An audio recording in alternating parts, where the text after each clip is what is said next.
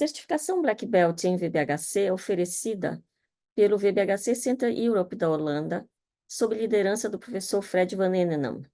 O curso tem duração de 9 meses e conta com um programa teórico associado a um projeto que é desenvolvido ao longo desses 9 meses sob orientação de um time de mentores de vários países e do qual eu tenho o privilégio de fazer parte. Hoje, eu tenho o prazer de conversar com a doutora Isabela Castro, que é cirurgiã dentista e que acabou de se certificar como Black Belt em VBHC na segunda turma, que se formou no dia 27 de junho de 2024 e que, para mim, foi um privilégio apoiar como mentora durante o desenvolvimento do projeto. Isabela, seja muito bem-vinda e parabéns novamente pela certificação Black Belt em VBHC.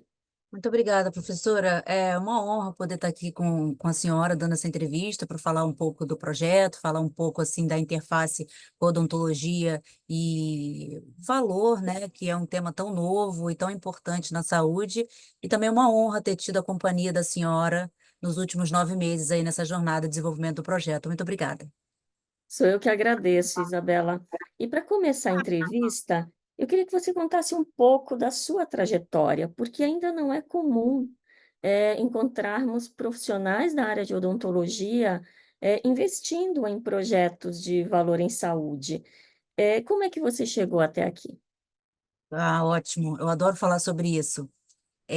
Tudo começou quando eu entrei para a aeronáutica em 2009. Eu me formei em 2003, aí comecei a fazer atendimento clínico, cheguei a fazer uma especialidade no Exército em odontopediatria, atendia muitas crianças saudáveis, eventualmente fazia atendimento a crianças especiais, quando tinha um pedido de um dentista, quando tinha um pedido de um parente, de um paciente meu que fosse PCD, né? Mas quando eu entrei para a aeronáutica, foi justamente nesse ingresso para a aeronáutica que veio essa demanda pelo atendimento ao paciente sistemicamente comprometido. Então, eu fui para a USP, já com patrocínio da aeronáutica, fui para a USP fazer uma especialização em pacientes com necessidades especiais. E para o Conselho Federal de Odontologia, paciente com necessidades especiais é todo indivíduo que tem uma doença temporária ou definitiva. Então, a gente tem 3 grandes grupos: pacientes com doenças crônicas, infecto-contagiosas e pacientes neurológicos. E o doenças crônicas, a gente acaba pegando pacientes idosos, todas as doenças crônicas, inclusive pacientes da linha oncológica, que é o que a gente vai falar mais tarde em relação ao projeto. Então, eu entrei nesse mundo aí de fazer essa dinâmica de saúde bucal, saúde sistêmica, e não parei de estudar. Aí eu fiquei no Brasil, voltei para a aeronáutica, a gente começou a difundir isso internamente. Na época, começou um movimento político no Conselho Federal de fazer o reconhecimento da odontologia hospitalar. E isso é muito importante, Márcia, porque aqui no Brasil nós somos conhecidos por sermos os melhores dentistas do mundo, porque somos reabilitadores maravilhosos. Isso aí é inegável. Só que a nossa profissão, ela ainda está muito ligada. A primeira coisa que vem no imaginário das pessoas é o artesão habilidoso que constrói sorrisos. Isso é inegável, né? É o que a gente faz em relação aos sorrisos, à estética, à reabilitação, mas precisa haver um caminhar mais para a área médica, para essa relação da boca com as doenças, como a boca pode ser o primeiro sinal para identificar uma doença e dar a oportunidade do paciente de intervir precocemente, ou o contrário, como uma doença pode ter repercussões catastróficas na boca se não tiver um rastreamento inicial, um aconselhamento para o paciente, para o familiar. Então, eu acho que a gente precisa melhorar um pouco na odontologia, e nisso eu acho que o VBHC ele encaixa muito bem, ele faz muito molde dessa necessidade da gente fazer essa virada mais para a parte médica e começar a envolver a sociedade. O paciente, olha, precisa cuidar da boca, precisa ir no dentista, fazer o seu controle, igual você vai no médico, porque você tem diabetes. Porque você tem hipertensão, você vai fazer uma cirurgia, tem que fazer um check-up na boca. Então, a boca, ela acomoda as bactérias mais patogênicas do corpo. E, assim, lamentavelmente, a nossa cultura é uma cultura de abandono da boca, é como se a boca fosse fora do corpo. Então, assim, toda boca tem um corpo, e para o corpo ser saudável, é preciso que a boca também esteja saudável. Perfeito. E eu acho que esse realmente é um resgate, né, Isabela? Porque nós, médicos, temos muito pouco dessa formação durante o nosso curso, né? De fato, eu quero até ouvir um pouco mais e pedir para você fazer uma descrição breve desse framework de saúde oral que você propõe como um elemento importante dentro de uma linha de cuidado dos pacientes que serão submetidos a transplantes de medula óssea, porque me parece que não há ainda programas estruturados, frequentes pelo mundo, que realmente coloquem a saúde oral dentro da importância que ela tem nesse ciclo de cuidado. Com certeza, assim, a minha experiência numa instituição privada no setor de transplante de medula óssea, junto com a partilha com colegas de outros estados, é que a gente já tem assim, o que está bem estruturado. Depois que a Agência Nacional de Saúde ela estabeleceu um código TUS para laser terapia, foi um grande avanço, porque o que a gente via antigamente era assim, o paciente entrava numa instituição privada, eu não tenho experiência em instituição pública, né? Então, o paciente, vou falar do que eu vivi na privada. O paciente entrava numa instituição privada e ele tinha lá uma touca de gelo para poder fazer com que tivesse menos queda de cabelo.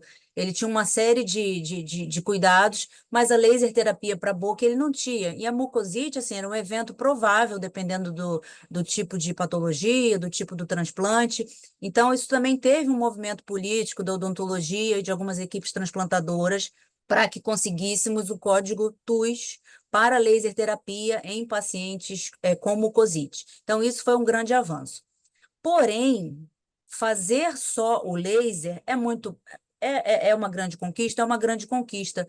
Mas, se a gente conseguir fazer com que o paciente, ainda antes de ser admitido, lá no D-30 da sua admissão, 30 dias antes dele começar a jornada do transplante de medula óssea, se a gente conseguir organizar a casa para que a gente pegue todas as pontas soltas, inclusive as da boca, para que a gente evite que esse paciente curse com mucosite, nem todos os pacientes vão precisar de laser e possivelmente os que precisem de laser vão precisar de menos laser. Então, o cenário atual é: todos os pacientes recebem laser terapia no transplante de medula óssea. Então, todos são vistos de forma igual, independente do que eles têm em cenário bucal, em termos dentários, tá? Se tem rigidez dentária, se tem uma boca mais prejudicada, que foi o asseio pessoal foi abandonado ao longo da vida, enfim, todos recebem o mesmo cuidado.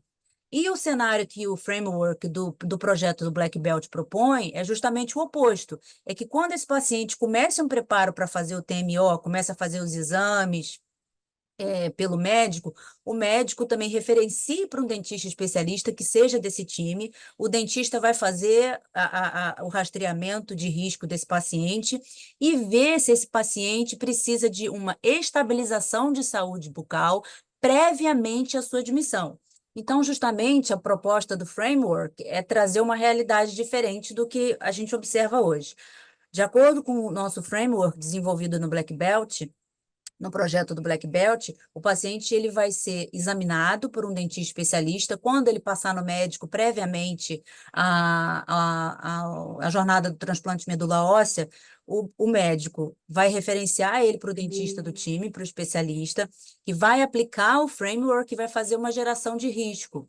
Dependendo do score que esse paciente receber, 1, 2 ou 3, ele vai ter um tipo diferente de tratamento durante a internação. E o mais importante, uma coisa que não é muito explorada pelas equipes todas atualmente, valoriza-se muito mais a terapia, que é a laser terapia. Vai fazer mucosite? Aplica laser. O paciente tem que receber as visitas do dentista para fazer a irradiação do laser.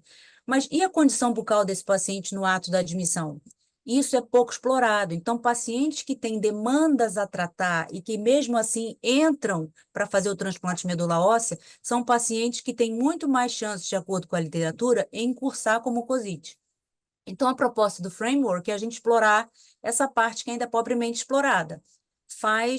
Fazemos o rastreamento do paciente e, se ele tiver necessidade de tratamento, esse tratamento precisa ser realizado até 21 dias antes, fazer uma estabilização da saúde oral, até 21 dias antes da internação. E assim ele é admitido com uma boca rígida, com uma boca saudável, que faz com que ele tenha menos chance de desenvolver não só a mucosite, mas também uma série de outros agravos durante a jornada, durante a internação. Perfeito. E como você vai demonstrar o valor gerado na ótica das pessoas tratadas? Aí eu estou me referindo a desfechos, melhores desfechos e melhor experiência dessas pessoas, porque elas entram num programa integrado e que usa esse framework de saúde oral. É, o que eu observei, Márcia, é que quando uma pessoa tem o diagnóstico da doença e ela sabe que ela vai fazer o transplante de medula óssea, ela começa a procurar outras pessoas, elas entram em grupos das redes sociais, começam a criar uma rede de apoio entre os pacientes e familiares. E essas informações começam a vir, assim, um pouco soltas. Com todo respeito, a gente sabe que isso acontece em muitas áreas, é por isso que existe o VBHC, né? A boca, ela tem um significado muito importante em muitas áreas, mas principalmente no TMO, eu diria que o significado é até maior do que clínico e também subjetivo. Eu via pacientes chegando super bem-humorados, super otimistas, puxando aquela malinha assim, cheguei para o meu cruzeiro da TMO, vou fazer a viagem da minha vida, que vai salvar a minha vida. E o paciente ia ali, sabe, passando os dias, mas na hora que a mucosite aparecia, a gente tinha aquele declínio, não só clínico, mas também psicológico, porque a boca, ela tem uma ligação com funções altamente vitais, a fala, a respiração e principalmente a nutrição. Então, na hora que você tem uma mucosite com impacto, principalmente uma mucosite mais de moderada para severa, que o paciente tem dificuldade para engolir a própria saliva e tem pirose, que é a queimação da mucosa, ardência e muita dor, é a hora que ele pensa assim, vai dar alguma coisa errada. Eu não estou bem. Então, eu acho que o framework, a gente dá a chance para que todas as pontas sejam reconectadas e todo o cuidado seja organizado antes da admissão para que a gente evite ou minimize esses eventos. E o segundo é que o paciente tem uma oportunidade de observar um cuidado mais coordenado. Ele recebe todas as orientações, o que a gente nas nossas discussões, né, professora, a gente chamou de plano de voo ou roadmap. Ele sabe tudo o que pode acontecer com ele em relação à boca durante toda a jornada.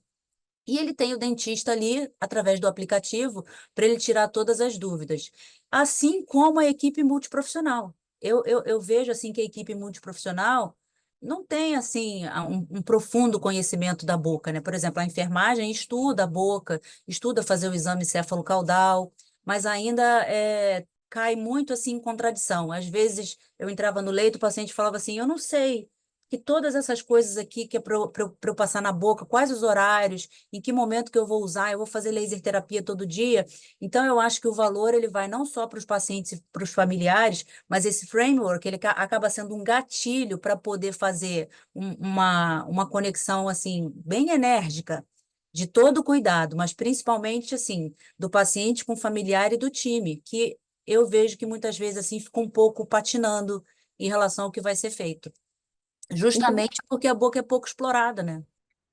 Isabela, então entendo pelo que você falou, que esse framework ele não serve só para organizar o cuidado, organizar a jornada desse paciente em relação à sua saúde oral, mas também eu entendo que ele traz como princípio o uso adequado dos recursos, né?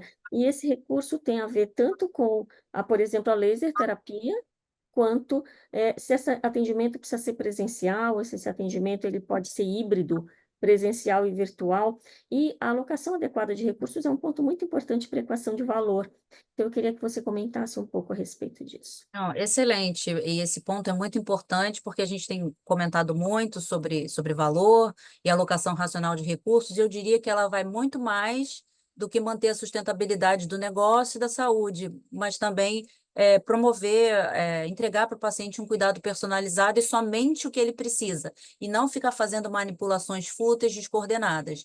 Isso a gente consegue fazer justamente através do framework que é proposto. O paciente recebe a estratificação de risco, que é uma das premissas básicas do VBHC, é através dessa estratificação de risco que ele recebe uma identidade de qual é o caminho a ser percorrido e necessário, somente necessário, em termos de demanda por cuidado. Então, eu acredito que esse framework é muito inovador e ele vem a responder ele vem dar uma resposta para o time multiprofissional.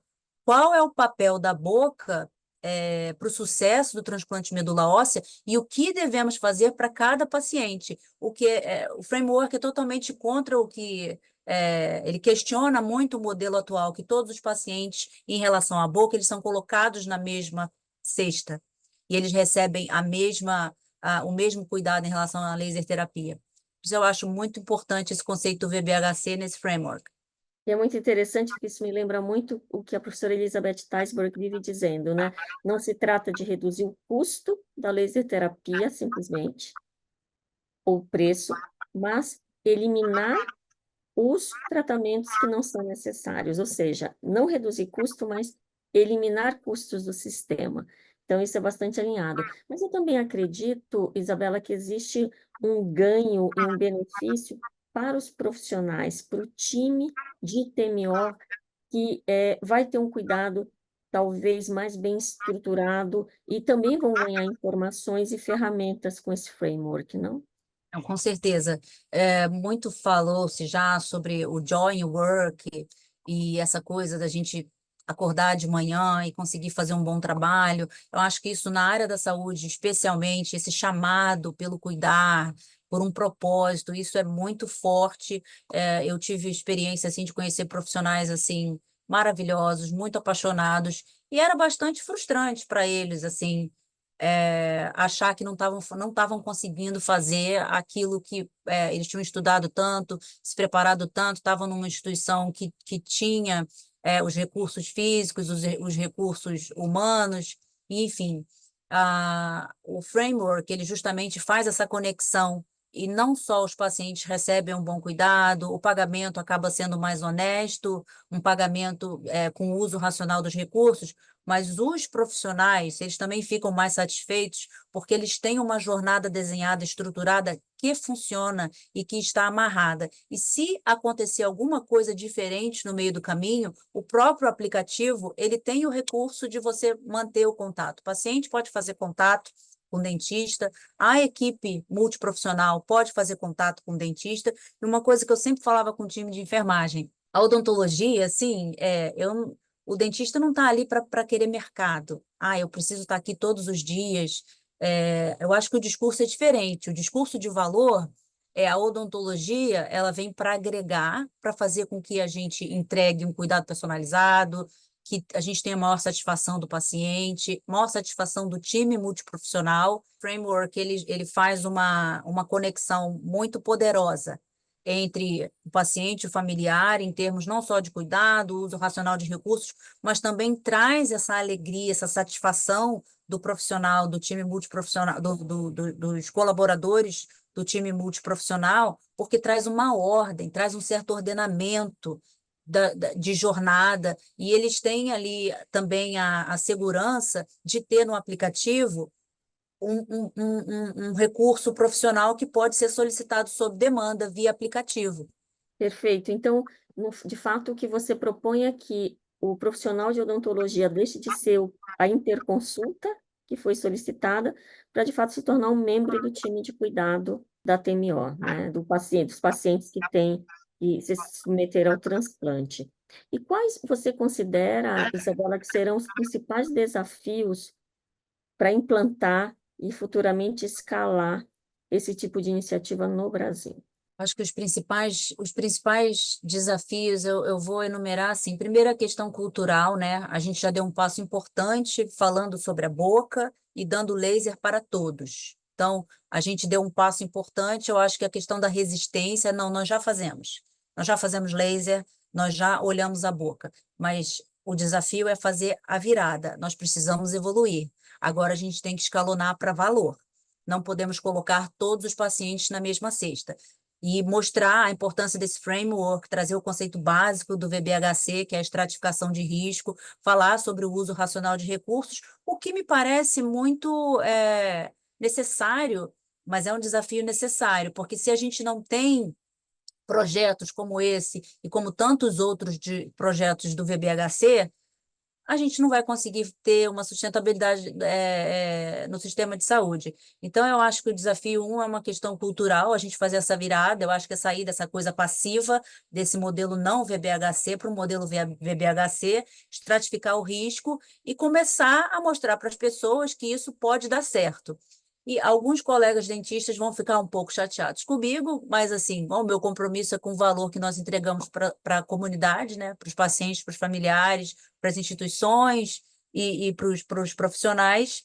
Eu acho que a gente também precisa convencer os próprios colegas dentistas que para ele também vai ser muito mais gratificante e ele também, no final, vai se sentir muito mais satisfeito se, ao invés dele fazer 30 consultas, ele faça 10, mas com um cuidado mais coordenado, que ele veja realmente que o paciente está melhor através do nosso dashboard. E isso também vai ajudar a fazer com que esse dentista seja mais integrado ao time multiprofissional, mais integrado ao hospital, mais integrado ao paciente familiar, e tendo mais essa visão sistêmica, entendendo realmente o que acontece, não só indo lá fazendo uma aplicação de laser, como assim, um bolsinho separado no cuidado. Nossa, que coisa boa, a gente faz o laser. Qual é o papel do laser? Por que que faz o laser? Então, eu acho que, de uma forma geral, a gente tem a cultura da sociedade e a gente tem essa cultura do próprio dentista. Ele também precisa virar essa página, que é uma coisa ótima, fazer laser terapia. Foi muito bom ter conseguido um código TUS,